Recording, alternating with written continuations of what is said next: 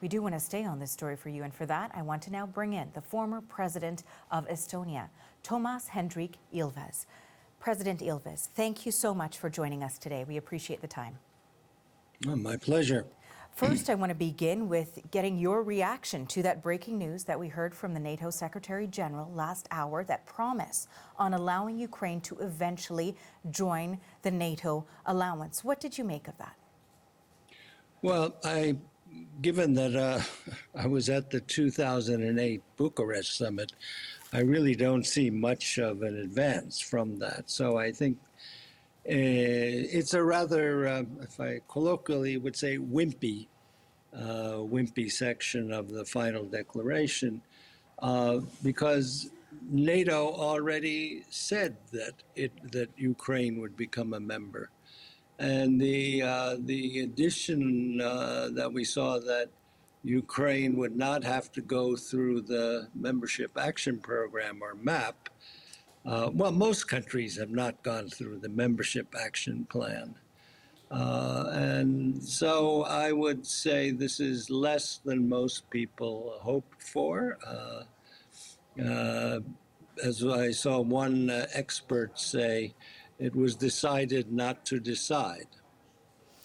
You know, it's interesting that you raised 2008, because certainly the NATO Secretary General pointed to that, saying that the conversations involving Ukraine have evolved greatly to do with NATO since then. But to your point, you're saying not enough. What do you think would have been a more efficient, effective, or substantive announcement coming out from Jens Stoltenberg today?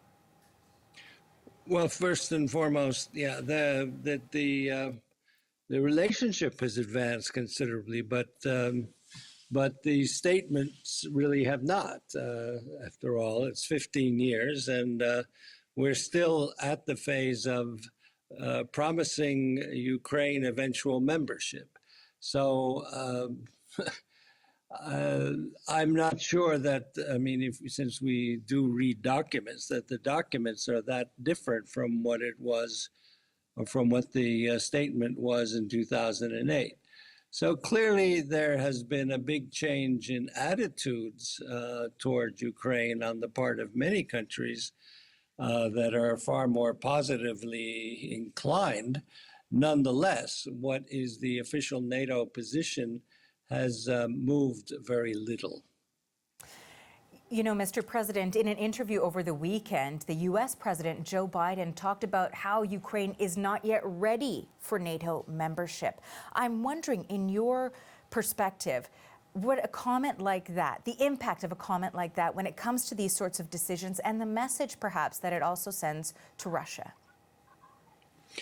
Well, I think, first of all, I mean, the main purpose of that statement was to say that the U.S. would not support membership for Ukraine at the moment.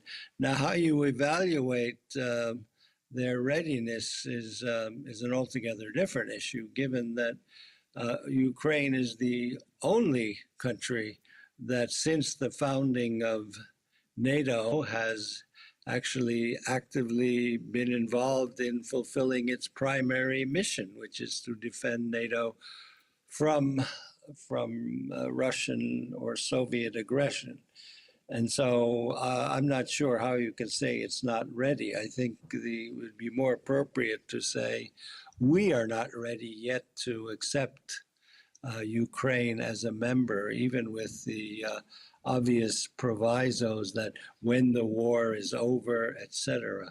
I think that was something that was kind of a minimal statement that was awaited by many of us, especially those of us who would be called the frontline states, the ones who abut Russia and have had considerable experience with Russian behavior of the kind that we have been witnessing ever since February of last year.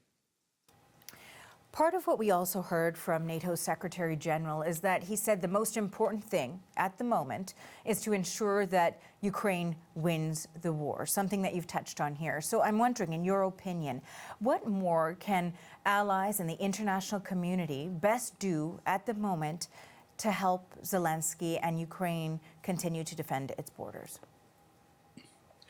Well, I would say give us absolutely as much material support as possible. That really is the key. This idea that, what we have observed are various people saying, well, their counteroffensive is not moving fast enough in the militarily rather impossible situation of mounting a counteroffensive without air support. And there has been no commitment to actually give Ukraine the kinds of planes that they desperately need in order to actually conduct a modern counteroffensive. At this point, they're restricted to armor and ground troops. So I found that a little odd, frankly, because, well, if you're going to judge Ukraine by their progress in this war, and at the same time, you do not allow them the key element of a counteroffensive, that is air support, well, then we are, then would say that it seems disingenuous to me, and I would say that causes a great deal of frustration among the Ukrainians, as well as among the those countries that have been most supportive of Ukraine all along. Finally, Mr. President, I wanted to ask you a question about the relationship between Canada and Estonia. We know that the Canadian Prime Minister, Justin Trudeau, also held a bilateral meeting with the Prime Minister of Estonia. And this bilateral meeting came a day after Prime Minister Trudeau also announced officially establishing an embassy in the capital city of Estonia. So how important is this relationship between the countries, given the geopolitical tensions we're seeing today? Well, I think for a number of reasons, which I can enumerate, I think it is, first of all, a sign of solidarity. I mean, Canada is a large country, the large population that you would expect to have a greater diplomatic presence here. Estonia and Canada have extremely strong ties, and very many of the people involved in this country, especially in this diplomacy, and current and past ambassadors are people from Canada because of the Estonian community there. Moreover, Estonia actually has something to offer as probably the most digitized country anywhere in the world, and certainly far ahead of even Canada. Well, I want to again thank you very much for your time today. Thank you for joining us. No, my pleasure. Thank you. That is the former president of Estonia, Toomas Hendrik Ilves. Thank you.